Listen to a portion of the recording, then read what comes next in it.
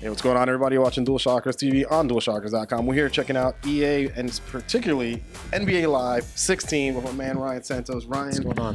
Appreciate the time.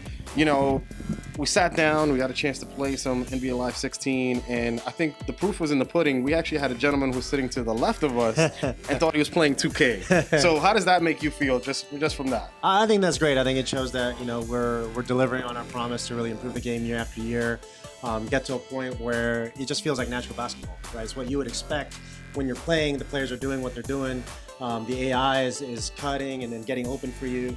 So you really feel like, you know, that's what I see on TV. That's how I play on the court. Less of the, you know, weirdness that you see where there's inconsistencies in sort of what you're expecting.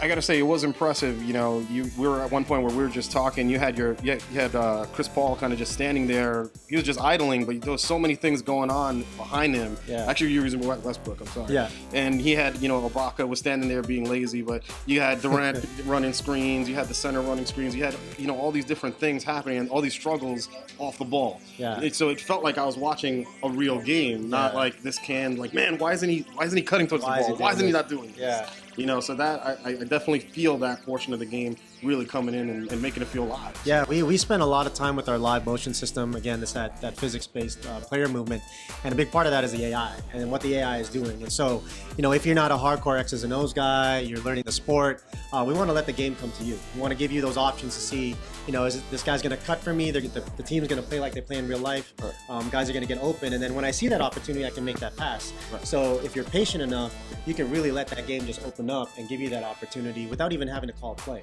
And kind of furthermore with that, you saw, you know, we were just playing and you can hear some of the chatter from the players, like, you know, guys calling for cuts, guys calling for doubles. Yeah. You know, for that player who maybe that player that's a little inexperienced and doesn't realize, oh man, I got to rotate off the ball. I got to make sure that the pick doesn't kill me, and, you know, I got a wide open three because I'm gonna get nailed. Yeah. You know, like that was cool just to kind of see, and you guys even introduced a new kind of a defensive, I call it a leash for lack of better terminology, but it's kind of a dotted line that connects the player and the defensive player so that way you don't get lost in that kind of.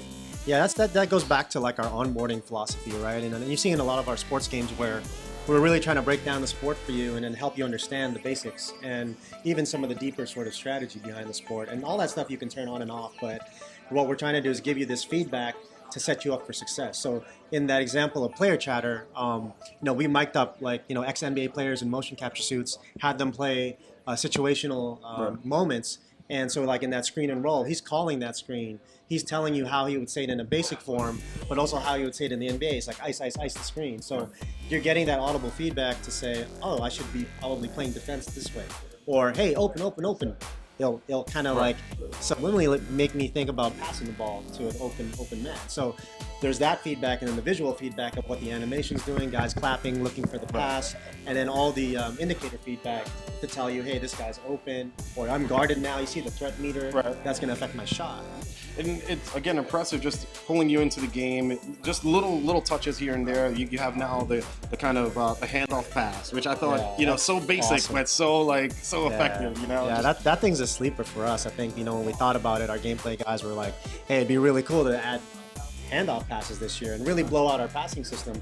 But as we started to play it, we're like, wow, you could create all these cool mismatches and like openings to take that lane, that open lane, or spot up for that jumper. And you know, you can have that control to really pick who you want to perform that handoff as well. So all that control is there for you to be really strategic once you start to understand how to play with it.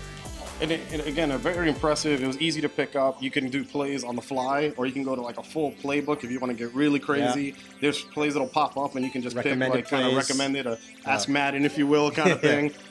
So and the big thing for me was the feel of the game. I know a lot of people kind of jumped on you guys when 14 came out, and then they jumped on you again when 15 came out. Yeah. But I don't think they understand the progression. Being a guy who played 14, played 15, and now playing 16. You've seen it and felt it now. It's growing up, and you can feel where it is. The guys aren't skating anymore. Like, you know, we kind of discussed a little bit. There's weight to all the guys. Yeah. You can feel that level of momentum when guys are trying to make a cut, trying to make a move getting here or bumped, there. But making those bumps and those moves off the ball. It's like it's impressive to see that going. And what's crazy to me is we're playing. This is still alpha build. I mean, you guys still got some stuff to go in there. We were talking about paint moves that still haven't been put in. You know, some animations that still. A lot of animation content coming in. We're gonna have more animation content coming in post-launch as well. So, continuing that whole live services philosophy, updating the game throughout the season. So, you know, say we see a really cool celebration, we'll create a new animation to trigger on that player, and then, you know, make that part of an update. Or, you know, we have gameplay sliders this year. We're going to be able to tune the gameplay and customize it for your type of play if you want. So we're giving you just a lot more options to really cater to, you know, the game to how you want to play, but also making it accessible enough to be successful no matter what level of a basketball game that you are. And again, impressive. I think that onboarding, that level of teaching the gamers, those that are inexperienced, you know, like, hey, listen, this is what you do. Like I was mentioning, I actually learned how to play football from Madden. So, you know, this would be cool to watch a young kid pick up NBA Live and be like, oh, this is what I'm supposed to do coming off the screen, coming off, you know. Exactly. So it's pretty impressive to see. And again, you guys still got a lot of visuals you're going to tweak, a lot of gameplay you're going to tweak, a lot of things you got to announce, some secrets of Jordan Brand we were talking about. I mean, it's impressive. It's around the corner, but I'm excited. And you know, I guess, what do you have to say to those fans, those hardcore 2K fans? I mean, what do you think? I just say, you know, we're building our brand of basketball. We want you guys to try our brand of basketball and see what you think. Like, literally, you won't know until you try it. And we're giving you that control now to really feel the difference. So I just say, you know, give it a shot and try it, and then make up your mind then. I'm a believer. I gotta tell you, I'm taking a shot for sure. The guy that was playing thought he was playing 2K, so that's crazy in of itself. The whole time. You should have just filmed him playing, and that was like a commercial in of itself. So I gotta say, NBA Live 16 is looking good. Very early looking good, which is crazy to think about, you know. But appreciate the time, Ryan. Thank you very much. Yeah, be sure to check us out. We come out September 29th, and for EA Access members on the 24th.